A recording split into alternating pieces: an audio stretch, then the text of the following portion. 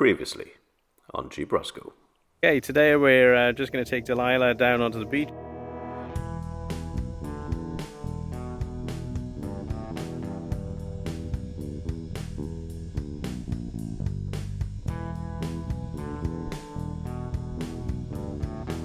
There we are, 42. And of course with the name of Gwalia, which literally means whales. How could I not go there?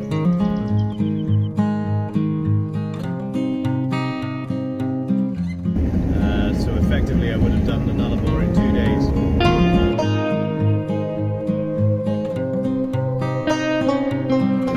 Quite famous.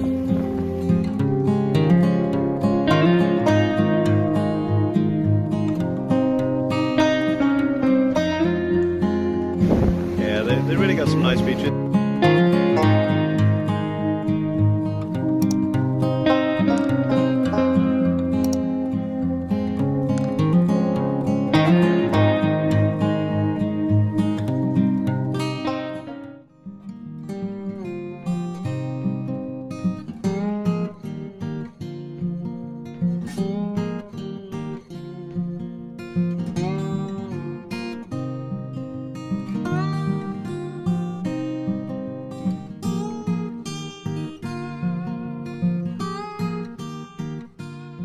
Today we're in the Ferguson Valley, which is just to the east of Bunbury. We just stopped to have a look at this map here, which shows the way to Wellington Dam. Ferguson Valley is also full of wineries, eateries, a bit of a foodies destination. Plus it's got something called the Gnomesville, which is a collection of garden gnomes in a woods. So we're going to check that out as well, and a giant Jarrah tree. So as you can see on the sign behind us, let's turn this around. We're currently here. Gnomesville's down here, and the Wellington down here, and the King Jarrah. So we got roughly 20 kilometers left to go, and then we'll be in the heart of it. Gnomesville. The gnomes are everywhere.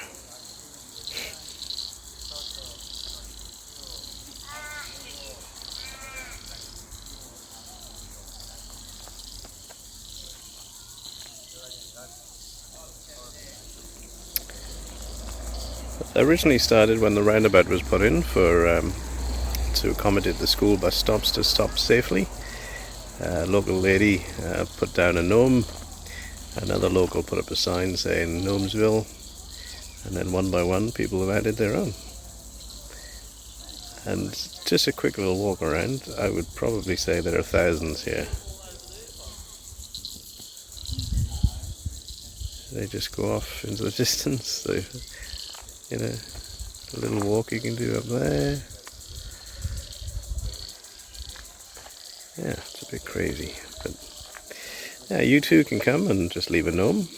Some people have put dates and names on the gnomes. November 21.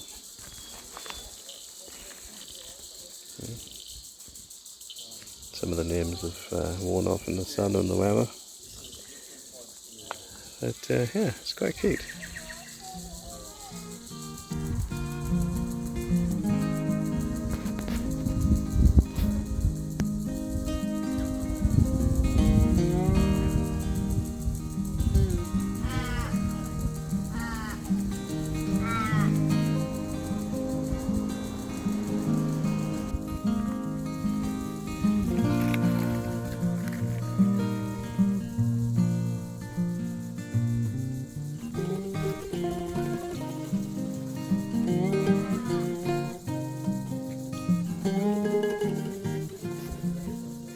A road reserved for animals and wildlife as well.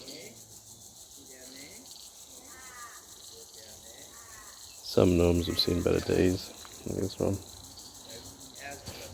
but they keep getting added to.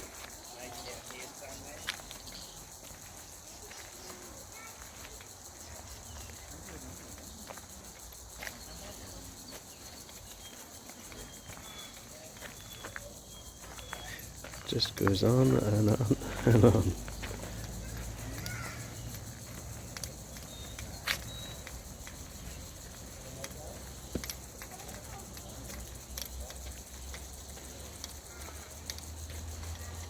little cricket one. Seems apt since the Ashes are on right now. The Ashes, if you didn't know, are one of these ancient rivalries in sport between England and Australia in cricket.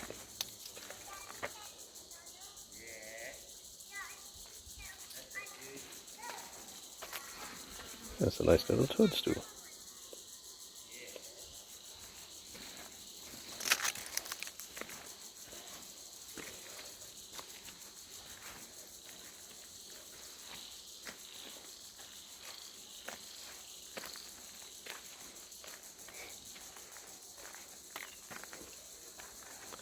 Any kind of garden ornament will do if you want to donate one up here. You just come, find a spot and leave it.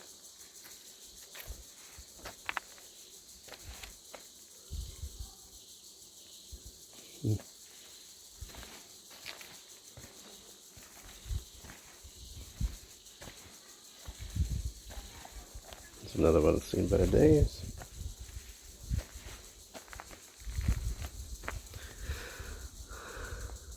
Learner riders and shadows. Some little areas have got themes if they got labels on them. Others are just random ones against the fence. But, you know, this goes on for quite some time.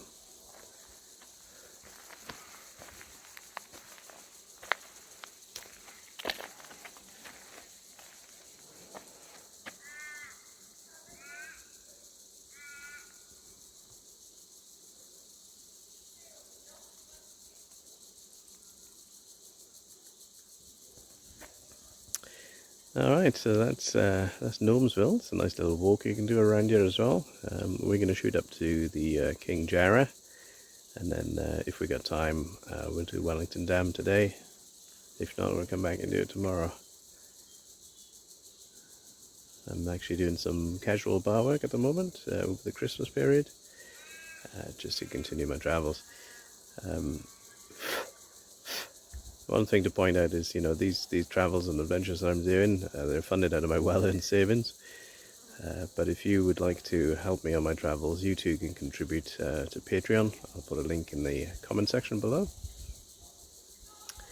And, you know, the dream is to do this full-time one day, but that totally depends on you, if you like my content, and me, if I'm able to produce content that you like, I guess. Alright. Let's get after it.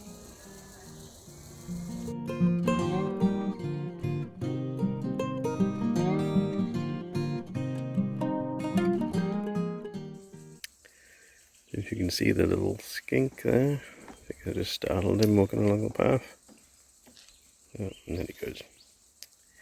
Anyway, this is the King Jarrah up in the Ferguson Valley.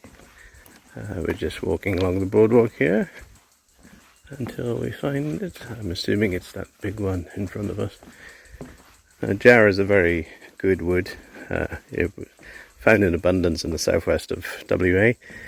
Originally, it was all cut down to use for railway sleepers and things like that by the British and then the Australians. So they're quite rare now. A Jarrah tree like this, for example, if to be harvested, would probably fetch upwards of 10 grand. Anyway, I was hoping for a little bit of information, but it just looks like storybook stuff.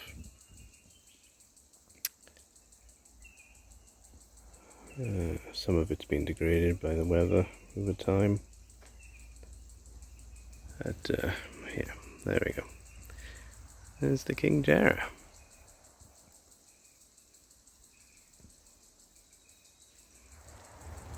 Big old tree and probably quite old. Sounds like somebody else is just coming in. Nice little shaded area, walkway you can do around the forest here. That's the main attraction there, the big man.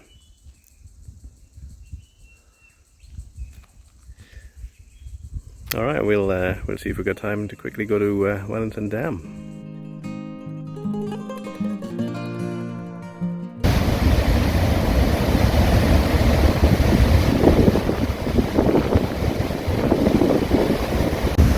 So behind me is the water that's coming out of Wellington Dam, and let me just spin you around.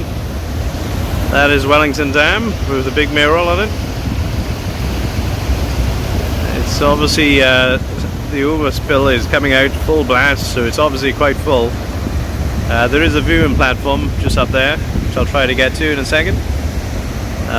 Just trying to decide whether or not I want to get the drone out. They've got these horrible red barriers which are just spoiling every photo from the walkway here. I don't know why they couldn't put the walkway on the other side, so then we could have stopped and got a photo, but hey ho, it is what it is. But yeah, a little bit more information about the Jarrah and the marri trees that once crowded the riverbanks around here and how they were sought after. Used to pave the streets of London, ideal for construction, building work, used for bridges, railways, jetties, houses, furniture, underground, and railway sleepers. Bloody flies. Anyway, we're just on top of the, the dam now. You can just about see it through the trees there. We're just walking down to a lookout spot on top of the dam, so might get a better viewpoint of the mural from up here. We can walk down here. This path isn't signposted, but it goes down to the wall and around to the lookout. It's very warm today. It's probably about 36 degrees, and the flies are out in force. If I could show you.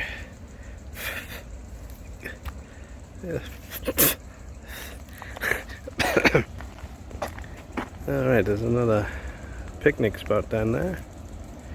You can drive down there. This is actually in the national park, so there's quite a few spots like this. Alright, I'll walk down to the lookout and I'll restart from there. So the roar you can hear behind me is the dam letting out over there. I'm just in a lookout on top of the dam now, and just looking at these interpretations. It's got a little bit about the history of the dam. Construction started in 1931, 1940. Yeah. Dam was finished 2 years, heralded as a major success. Soon after, the demand for water was more than could be supplied. So in 1944, the dam was increased by 1 meter, and then between 56 and 60, it was raised by another 15 meters. That demonstrated, yeah. And it's currently one of the largest in the southwest. A little bit on here about the indigenous interpretations, the connections to the river, the landscape, and the people themselves. And that's the bridge down there that I was on earlier. And we just look out now. You can see the mural, one of the largest in Australia. And there's Wellington Reservoir. I don't know if it's open to the public to kayak on, etc., but it should be. And as you can see, you know, it's full to the brim and it's letting out. Now, just seeing that water spill out and the force in which it's coming out just makes me wonder why they can't harness that for hydroelectric energy. I don't know if they already do. I will try to find out. That does not look like a hydroelectric dam to me, but it could be.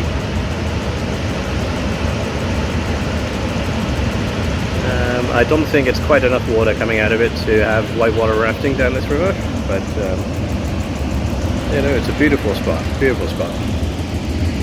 Loads of picnic areas around. There's a kiosk where I just had a fantastic ploughman's lunch, and the pork pie, which I haven't had for quite some time. The pork pie was amazing, so I highly recommend it. That's the kiosk just up from the lookout here, and you know, it's well stocked. They do hot and cold food, soft drinks. They also do beers and ciders, wines. So yeah, worth a visit in my opinion. Alright, so basically it for the Ferguson Valley for me today. I will be back up here at another time. I've got to go back down to Bunbury because I'll be working this evening Alright, so catch you soon. Next week on Jeep Roscoe. Today I've just been for a walk around Belvedere.